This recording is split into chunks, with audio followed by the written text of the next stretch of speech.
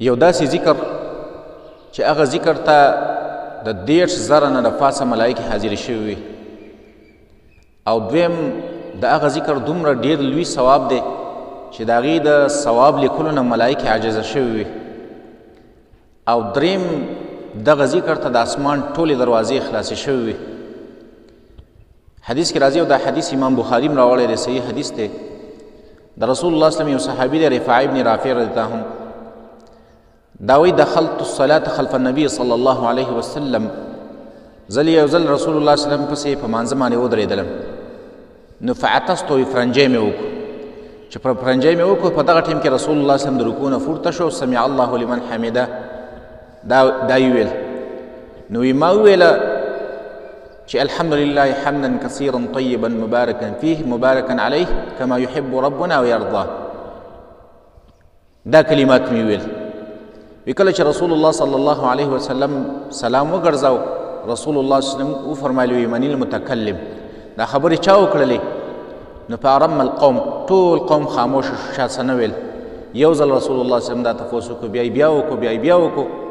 په دریم ځل ورته ما ویل چې فقلت انا یا رسول الله، ما وویل چې یا رسول الله ما وویل، او ما اردت الا الخیر، زما بله اراده نه وه بلکې د خیر اراده مې وه.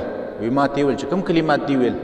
وی ما ورته ویل چې دا کلمات مې ویل چې الحمد لله حمدا كثيرا طيبا مباركا فيه مباركا عليه كما يحب ربنا ويرضاه.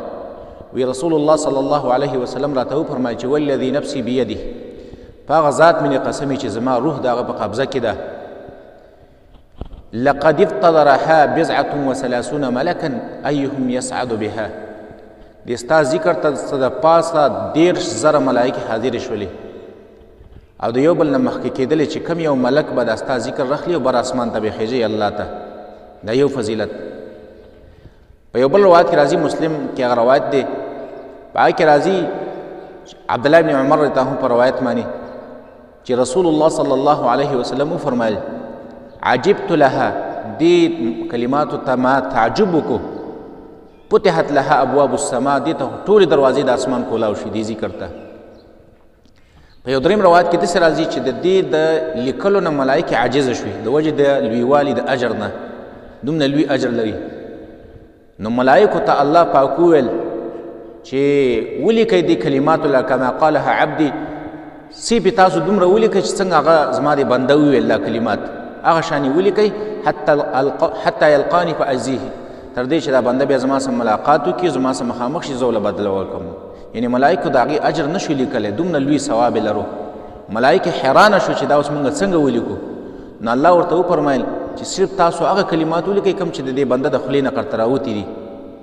نور دا بنده چې کله زما مخامخ شي د قیامت په ورځ باندې، نو زه به وله اجر ورکوم او زه به له بدله ورکوم چې څومره زما خوښه ده.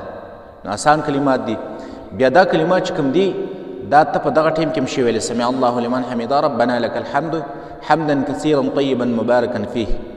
دارنګه یو حدیث کې کله چې انسان یو مسلمان تکبیر تحریمه ووایي الله اکبر، کوم وخت کې چې موږ سبحانك اللهم دا په دغه وخت کې دا کلمات شي ویلی، الحمد لله حمدا كثيرا طيبا مباركا فيه. عام ذکر کې هم دا شی ویلی. بهترین کلمات دي، آسان کلمات دي، او ډېر